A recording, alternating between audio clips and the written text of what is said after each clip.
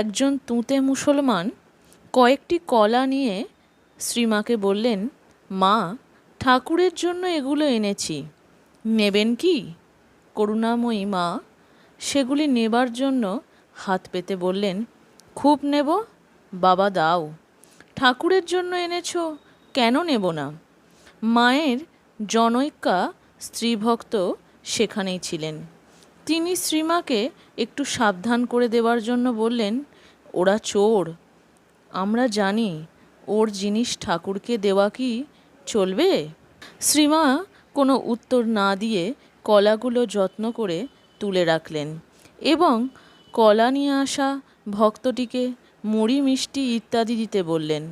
সে চলে যেতেই শ্রীমা সেই মহিলা ভক্তটিকে তিরস্কার করে একটু গম্ভীর স্বরে বললেন, কে ভালো কে মন্দ আমি জানি।